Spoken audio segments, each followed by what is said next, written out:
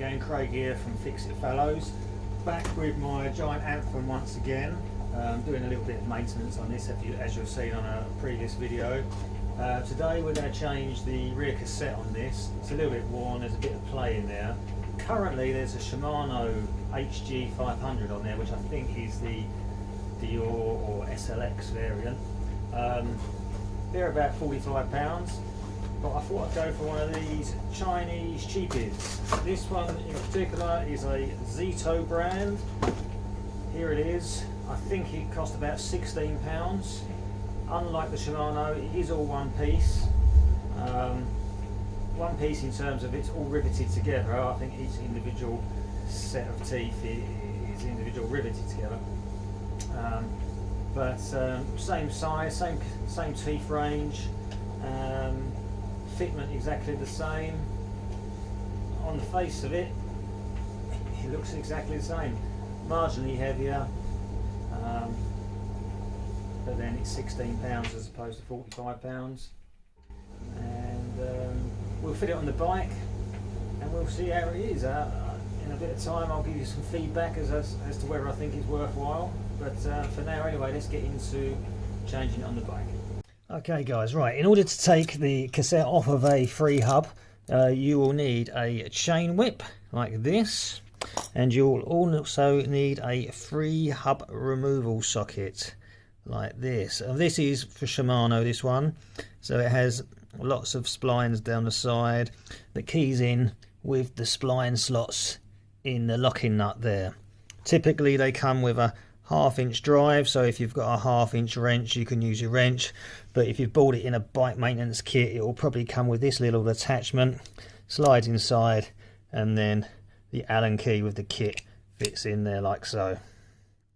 Okay, so the cassette on the free hub at the back spins around that way, and that is the way that nut undoes. So if you was to put your removal tool in there and turn it the way to undo it, the cassette just spins round. That's where the chain whip comes in. Take the chain, place it around some of the teeth, this end, hold it in like that.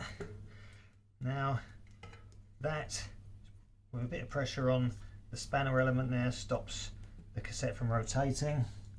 You can then undo this locking nut. Always make sure you get a nice firm definite engagement on those teeth, because you don't want to start chewing those up.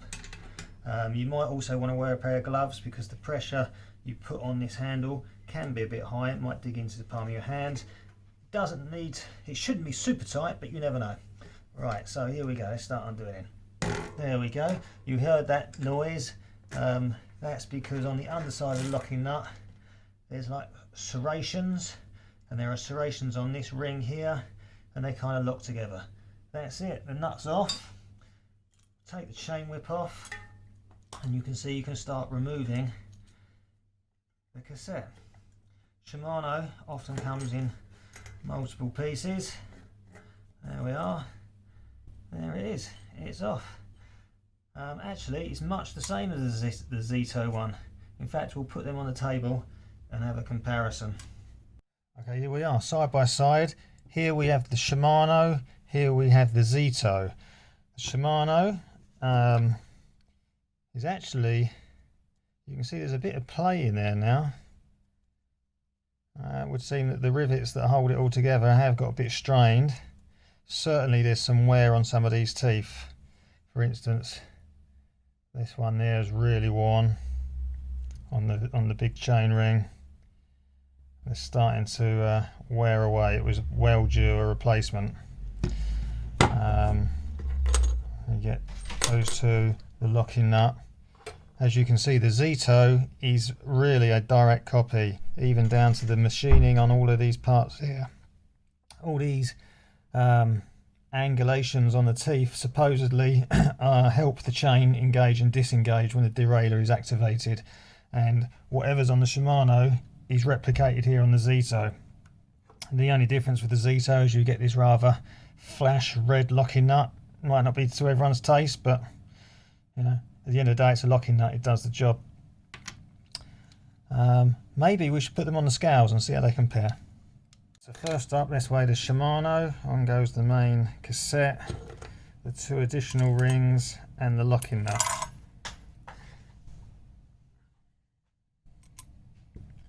$432 grams. Now then, the Ztto goes on, main cassette. Wow, it's a lot heavier. 2 additional rings and the locking nut. 516 grams. Okay, so there you have it, guys. The Ztto come in at 516 grams. The Shimano at 432. The Ztto is 84 grams heavier. However, the Ztto was only 16 pounds. So you've got to ask yourself, can you live with the extra 84 grams when it's only costing you 16 pounds? I guess that is up to the individual. It is a lot cheaper. I suppose at the end of the day, if they both wear at the same speed, or if the Ztto, even if it only lasted half as long, it's still very good value. Will you really notice that weight difference? So here you can see the centre of the cassette. This is the bit that actually slides onto the free hub on your wheel. If you look closely, there is one bit of fluting that is noticeably narrower than all the others, the one highlighted by the pen nib there. Now there is a corresponding flute on the body of the free hub that is narrow like that. There is no way that you can put the cassette onto the free hub incorrectly, as these 2 narrow sections must narrow up.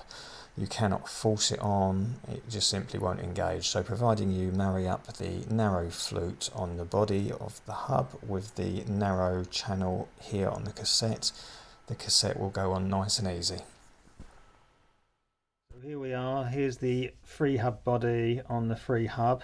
Here's the flutings or the splines that correspond with the cassette, and you can see they're kind of different sizes, and we rotate it around and you'll see there'll be one that is much narrower than all the others, and there it is there. So that's the one that should correspond with the very narrow fluting channel on your cassette. So if we take the cassette like so, find the narrow one, offer it on, and there it is, slots on. Okay, so then we take the 2 separate chain rings, marry up the small bit of fluting like so, and then the final one like so, and then it's a case of putting on the lock nut, and you can slide that on like so. Then you take your lock nut tool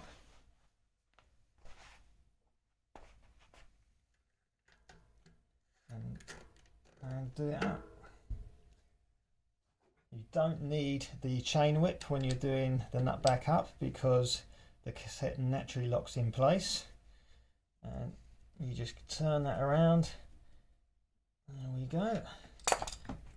Make sure there's not too much wobble or play. There will be a little bit of wobble because the hub body itself has a tiny bit of play in it, but that's on there. I can go back on the bike. Here you see the cassette back on the bike, and it's going through its full range of changes, from the smallest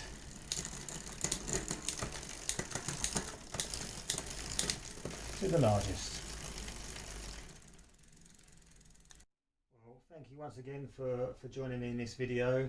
As you can see, a cassette change on a bike really isn't that difficult. In time, I'll hopefully give you some feedback on how good this Ztto 16-pound Chinese cheapy cassette is, whether it's a gamble worth taking or not. I'll look to give you some feedback, and if you like the video, please give me a thumbs up and subscribe, and thank you for watching. See you again soon.